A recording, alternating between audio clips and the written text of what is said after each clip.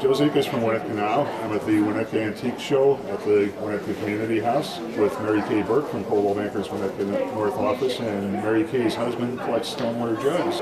Among a myriad of other things, he really is a good supporter of the Winnetka Community Antiques Show.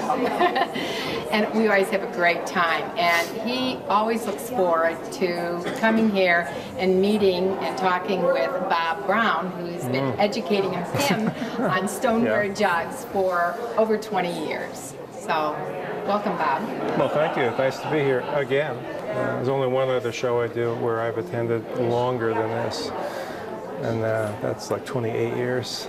And Mel was telling us that the show has a big educational component. Right.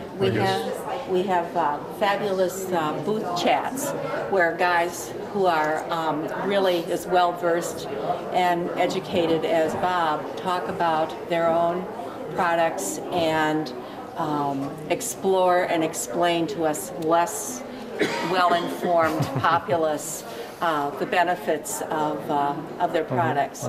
Bob is from Brown's Antiques and Furniture Restoration yes, in Hope, Indiana. And Columbus, Indiana. And Columbus, Indiana. Columbus, Indiana. Could you maybe show us one of the pieces that you're featuring here?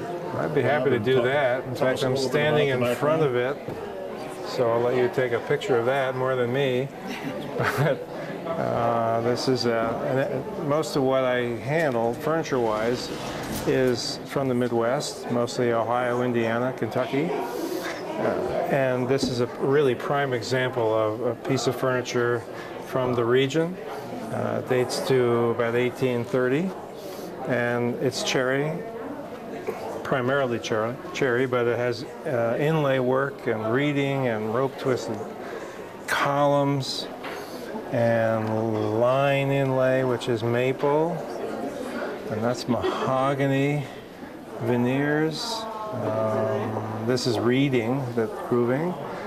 So this chest is sort of a study by a cabinet maker and showing off his work, because this pretty much has every technique that a good cabinet maker would have to know to really turn out a piece of furniture. Use of a lathe, inlay work, this type of work which you have to put a hole in the case and then set in veneer. So what you have here is all the things that to show off his skill. It's deceptively simple from a distance and deceptively... Yeah, difficult to do. It's the details. Even this little molding, which is walnut, which is called cock beading, is also attached with pegs rather than nails. Another thing you didn't have to do, but you did. So here's another little thing that most people wouldn't even pick up on, but if you do restoration work, as I do, you see there's beautifully dovetailed drawers again, and then we have something you rarely ever see. This is a snap lock made out of wood, and when you put the drawer in, this snap piece snaps behind this point and locks the drawer. I conveniently shortened this because most people don't want to have to reach into the drawer below to open that drawer. But you could lock this drawer, and therefore you could lock those drawers. What shape would that piece have been in when it came to you, Bob? Well, I had to do drawer glide work, kind of usual things that often happen with a piece of furniture. A little bit of the beading was missing.